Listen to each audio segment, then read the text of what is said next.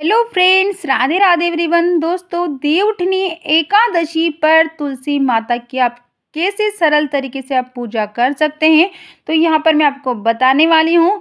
तो सबसे पहले हम तुलसी जी का गमला हम चौक में रख लेंगे और मैं यहाँ पर गेरू से लीप दूंगी।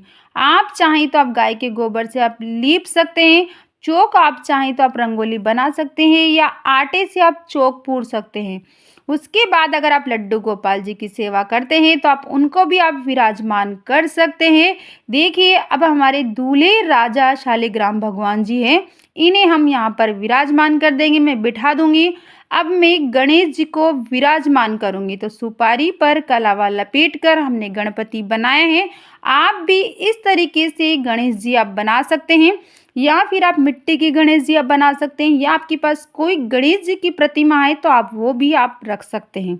उसके बाद मैंने स्वास्तिक बना लिया है। उसके बाद मैं तुलसी माता को जल शीश दूंगी। जल से हम स्नान करा देंगे। साथ में ही हम शालिग्राम भगवान को भी जल से स्नान करा देंगे। अब हम सर्वप्रथम गणेश जी का पूजन करेंगे। तो गणेश जी को हमने स्नान करा दिया है। रोली से हम तिलक कर देंगे, अक्षत हम समर्पित करेंगे, फूल हम चढ़ा देंगे। उसके बाद हम तुलसी जी को हल्दी लगाएंगे। तो हल्दी हमें जड़ में, तनों में हल्दी लगानी है, पत्तियों पर हम हल्दी लगा देंगे। साथ में शालिग्राम भगवान को भी हम हल्दी लगा देंगे। उसके बाद शालिग्राम भगवान को हम चंदन से तिलक करेंगे। अगर आपने लड्डू गोपाल जी विराजमान करे हैं तो उनको भी चंदन से तिलक करें। साथ में दिए का भी आप पूजा कर लेंगे। तो दिए को तिलक करेंगे, पुष्प समर्पित करेंगे। अब हम तुलसी जी को लाल रंग की चूड़ियाँ मैं पहना दूंगी। अगर आपके यहाँ पर हरे रंग की चूड़ियाँ पहनाई जाती है तो आप साथ में लाल रंग के साथ में ही हरे रंग की चूड़ियाँ आप पहना सकते हैं। हमारे यहाँ पर सिर्फ लाल रंग की चूड़ियाँ पहनाई जाती है तो मैं लाल रंग की चूड़ियाँ पहना दूंगी। जी, तुलसी जी की जितनी भी टहनियाँ हैं आप 2-4 टहनियों में चूड़ियाँ आप पहना सकते हैं। और साथ में आप तुलसी जी को जितना आप सजाना चाहें आप दुल्हन के रूप में आप सजा सकते हैं। के बाद मैंने तुलसी जी को चुनरी ओढ़ा दिए। अगर आपके पास चुनरी नहीं है तो आप लाल रंग का कोई सा भी वस्त्र आप ओढ़ा सकते हैं। आप तुलसी जी का जितना हो सके आप श्रृंगार करिए। उसके बाद जो भी आपसे बन पड़े आप सुहाग का सामान ले ले और हम तुलसी जी को बिंदी हम लगा देंगे, मेहंदी हम लगा देंगे। जो भी श्रृंगार आप करना चाहें आप कर सकते हैं। मैं यहाँ पर बहुत ही सिंपल तरीके से आपको पूजा करके बता रही हूँ। और मैंने तुलसी जी के लिए एक साड़ी निकाली है और शालिग्राम भगवान के लिए मैंने पैंट शर्ट का कपड़ा लिया है, जो हमें इनको छुआ कर हम साइड में रख देंगे। अगर आप साड़ी नहीं देना चाहते हैं तो आप ब्लाउज पीस भी आप दे सकते हैं और सुहाग का 1 या 2 सामान आप दे सकते हैं। जितनी आपकी सामर्थ्य हो आप उसके हिसाब से आप दान कर सकते हैं। तो इस तरह से मैं दोनों को छुआ कर हम साइड में रख देंगे। वहीं पर अपनी पूजा में हमने साइड में रख दिया है। और हो सके तो सोने में चांदी की चीज़ भी आप दे सकते हैं। सोने का लौंग बाली आप दे सकते हैं या चांदी की चुटकी बिछिया आप दान आप कर सकते हैं। तो मैं यहाँ पर बिछियाँ चढ़ा दूंगी तुलसी जी को। जितना हो सके मिनस कर दान करिए, क्योंकि इसका आपको कई गुना फल आपको प्राप्त होगा। अब हम सिक्के में सिंदूर लेकर शालिग्राम भगवान को छुआ कर तुलसी जी की मांग भरेंगे। आप सिक्के से भी कर सकते हैं या फिर उंगली में सिंदूर लेकर भी आप शालिग्राम भगवान को छुआ कर तुलसी जी की जड़ में मांग भर देंगे। उसके बाद आप 5 पत्तों पर आप तिलक कर देंगे। इस तरह से हम बड़े ही सूक्ष्म रूप से आप विवाह करा देंगे। और आप चाहें तो जयमाला आप करा सकते हैं। तो यहाँ पर मैं जयमाला करवाऊंगी। शालिग्राम भगवान से स्पर्श कराकर तुलसी जी को माला पहनाएंगे। फिर तुलसी जी से स्पर्श कराकर शालिग्राम भगवान को माला पहनाएंगे। उसके बाद आप फेरे करवा दीजिए। फेरे आप शालिग्राम भगवान को गोदी में उठाकर, हाथ में उठाकर आप तुलसी जी के साथ फेरे करवा दीजिए। अगर आपकी तुलसी जी का गमला छोटा है तो आप तुलसी जी को गोदी में उठाकर भी आप फेरे आप करवा सकते हैं। इस तरह से आपका विवाह संपन्न हो जाएगा। अगर आपको आज के दिन गन्ना मिल जाए तो गन्ना जरूर से चढ़ाइए। देखिए, उसके बाद शादी ब्याह में पतासे का बहुत ही विशेष महत्व होता है। पतासे बहुत ही शुभ माने जाते हैं।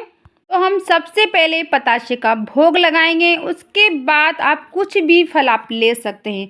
आपके पास 1-2 जो भी फल हो, केला हो, सेब फल हो, उसका भोग आप लगा दीजिए।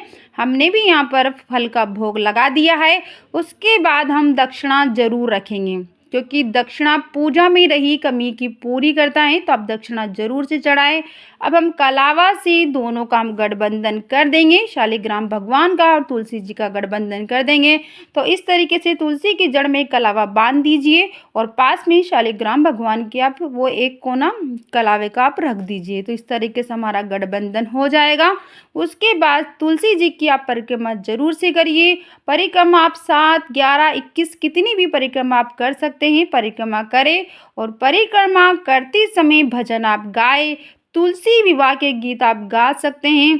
इस तरीके से आप गीत गाएँ। अगर आपको नहीं आते हैं तो आप जो मैं आपको बता रही हूँ ये गाकर भी आप परिक्रमा आप कर सकते हैं। तो सुनिए, तुलसी पटरानी नमो नमो, हर की पटरानी नमो नमो।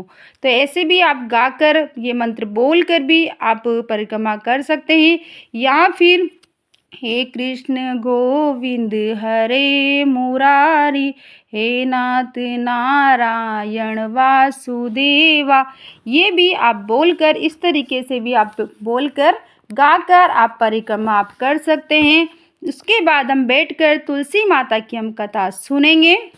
पास में हम 1 लोटा जल हम रख लेंगे और हाथ में कुछ तिल के दाने हम रख लेंगे और फूल हम रख लेंगे और कथा हम सुनेंगे। तो कथा का वीडियो आपको हमारे चैनल पर मिल जाएगा। अगर मैं यहाँ पर कथा सुनाऊंगी तो वीडियो बहुत ही ज़्यादा लंबा हो जाएगा।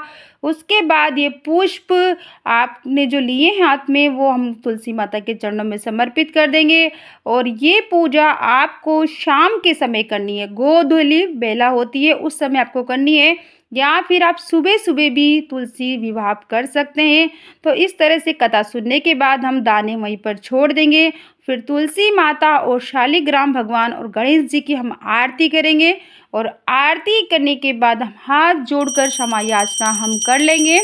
माता रानी कोई भी हमसे भूल चूक हो गई हो तो हमें माफ़ कर देना। जिस तरीके से आपका अखंड सौभाग्य है अखंड, वैसा ही हमारा भी अखंड सुहाग करना। ऐसी हम मनोकामनाएँ कामनाएँ माता रानी से हम करेंगे। इस तरह से आप तुलसी विवाह हम करवा देंगे, आप भी ज़रूर से कराइए।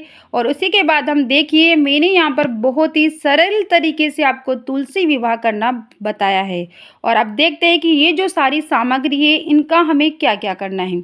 तो जो आपने भोग लगाया है पतासे का, गन्ने का, फ्रूट्स का, इनको आप सब लोगों में आप बाँट दीजिए, प्रसाद को आप बाँट दें। और ये 1 लोटा जो जल है अगर आप सुबह के समय आप पूजा करते हैं तो सूर्य भगवान को आप अर्पण करिए और शाम के समय करते हैं तो चंद्रमा को आप अर्पण कर सकते हैं जल। इसके बाद ये जो सुहाग के सामान है, पेंट शर्ट साड़ी जो आपने चढ़ाई है, ये आप मंदिर में आप दान कर दीजिए, या फिर आप किसी भी सुहागिन महिला को, ज़रूरतमंद जो महिला हैं उसे आप दान दे सकते हैं, या फिर किसी भी गरीब लड़की की अगर शादी होती है तो उसमें आप दान दे सकते हैं। आपके हिसाब से थोड़ा सा और बढ़ा कर भी आप दान कर सकते हैं।